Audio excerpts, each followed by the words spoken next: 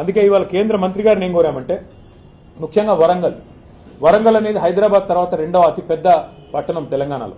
10 లక్షల జనాభా ఉన్న పట్టణం, బ్రహ్మాండంగా పెద్ద ఎత్తున కాలేజీలు, పెద్ద ఎత్తున విద్యార్థులున్న ప్రాంతం వరంగల్.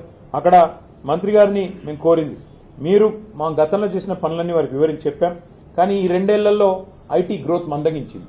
ఇది మేము చెప్తున్న మాట కాదు, మేము చేస్తున్న ఆరోపణ కాదు. 9,46,000 ఉద్యోగాలు మేము మా ప్రభుత్వం వైదొలిగిన నాడు హైదరాబాద్ తెలంగాణలో 9,46,000 ఐటీ ఉద్యోగాలు ఉన్నాయి. మరి ఈరోజు మన రాష్ట్ర ప్రభుత్వం వాళ్ళు చెప్తున్న మాటలే.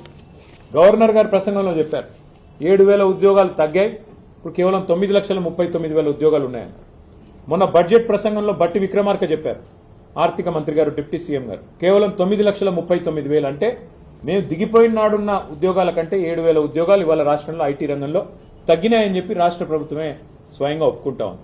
దీనికి కారణాలు ఏమైనప్పటికీ ఇవాళ మంత్రి గారిని మేము అడిగింది ఏమంటే, ఇన్ఫ్రాస్ట్రక్చర్ ఉంది, వరంగల్లో బ్రహ్మాండమైన ఐటీ హబ్ కట్టినాం, అక్కడ ఒక India AI center, India artificial intelligence centre, India data lab వరంగల్లో కేంద్ర ప్రభుత్వం అక్కడ ఉన్న ఇన్ఫ్రాస్ట్రక్చర్ను వినియోగించుకుని ఏర్పాటు చేయండి.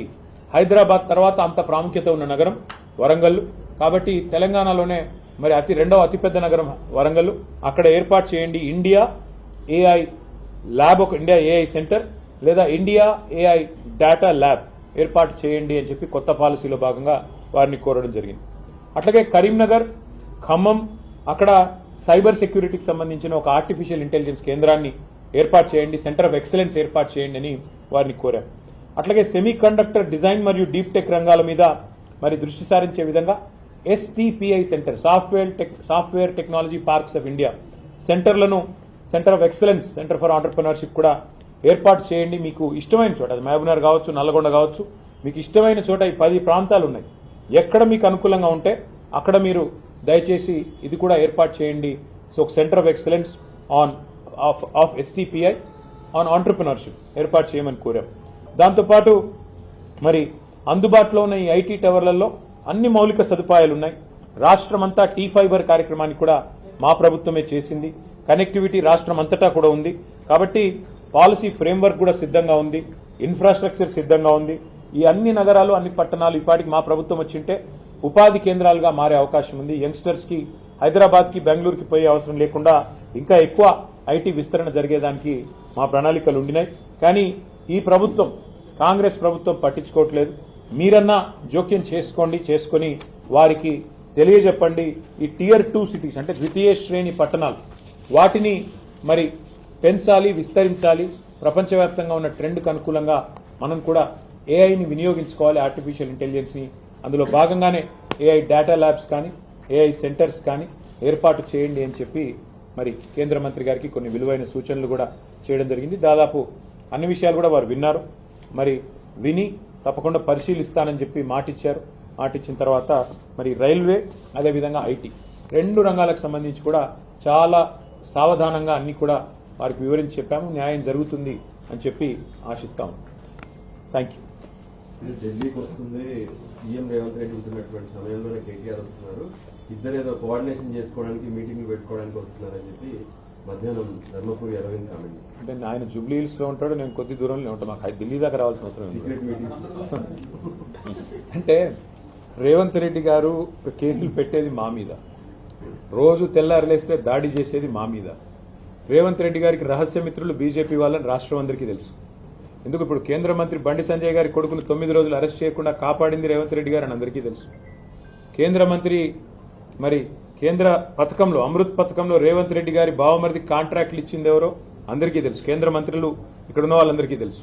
అట్లాగే ఇవాళ సింగరేణిలో కుంభకోణం జరుగుతుంటే కూడా అక్కడ సృజన్ రెడ్డి గారి నాయకత్వంలో, రేవంత్ రెడ్డి గారి బావమరిది గారి నాయకత్వంలో భారీ కుంభకోణాలు జరుగుతుంటే మేము వచ్చి ఇక్కడ కంప్లైంట్ చేస్తే కూడా కేంద్ర ప్రభుత్వం స్పందించట్లేదని అందరికీ తెలుసు. హైదరాబాద్ సెంట్రల్ యూనివర్సిటీ భూముల మీద మేము ఉద్యమం చేస్తే, పిల్లలు ఉద్యమం చేస్తే అల్టిమేట్ గా సెంట్రల్ ఎంపవర్డ్ కమిటీ, మరి సుప్రీంకోర్టు అపాయింట్ చేసిన కమిటీ వచ్చి దీన్ని వెంటనే విచారించండి ఈడీ అని చెప్పారు. ఇంతవరకు మరి అతి లేదు, గతి లేదు.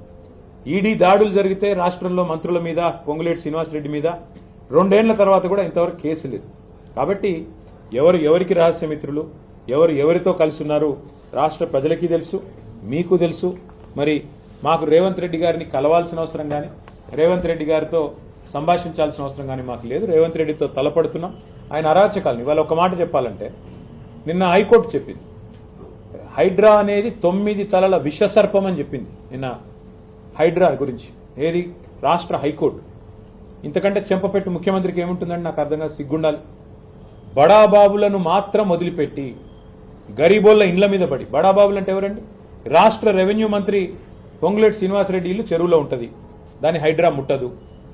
రాష్ట్ర ముఖ్యమంత్రి గారి సోదరుడు ఇల్లు ఎఫ్టీఎల్లో ఉంటుంది, దాన్ని హైడ్రా ముట్టదు.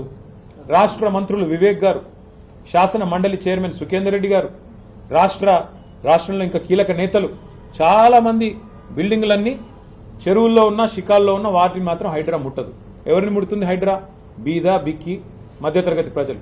నేను అడుగుతా ఉన్న ముఖ్యమంత్రిని, కబ్జా కోరులు అంటున్నావు, అందరికంటే పెద్ద కబ్జా కోరులే నీ అన్నదమ్ములు కదా. అందరికంటే ఎక్కువ ఆస్తి దోస్తున్నది, అందరికంటే ఎక్కువగా ఇవాళ విధ్వంసం చేస్తున్నది నీ మంత్రులు కదా. 1 కోటి ఎకరాలు నిషేధిత జాబితాలో పెట్టింది నీ మంత్రి కాదా? కేసీఆర్ గారు దిగిపోయినాడు, కేసీఆర్ ప్రభుత్వం దిగిపోయినాడు.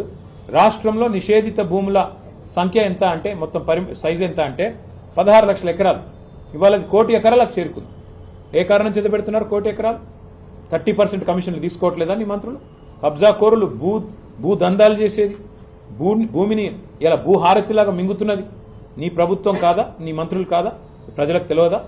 కాబట్టి హైడ్రా పేరిట నువ్వు సృష్టిస్తున్న అరాచకం, పేదవాళ్ళ ఇల్లు కూలగొడుతూ, హైదరాబాద్లో ఒక ఇల్లు కట్టాడా 2 ఏళ్లలో, 2.5 ఏళ్లలో? ఎన్ని ఇల్లు కూలగొట్టావు నువ్వు? కొన్ని వేల ఇల్లు హైదరాబాద్లో కూలగొట్టి, ఒక్క ఇల్లు కట్టకుండా, ఒక్క ఇటుక పెట్టకుండా విధ్వంసం సృష్టించి, రియల్ ఎస్టేట్ను కుప్పగూల్చి నువ్వు డబ్బులు చేసుకుంటున్నావు. పెద్ద పెద్ద ఈ బిల్డర్లు ఇవాళ చెరువుల్లో ఇల్లు కడుతుంటే, పెద్ద పెద్ద బిల్డింగ్లు కడుతుంటే నీకు కనబడదు, కానీ ఇవాళ పెద్ద పెద్ద మాటలు. అందుకే మేము అనేది హైడ్రా అనేది it has become a blackmailing extortion tool of Revanth Reddy.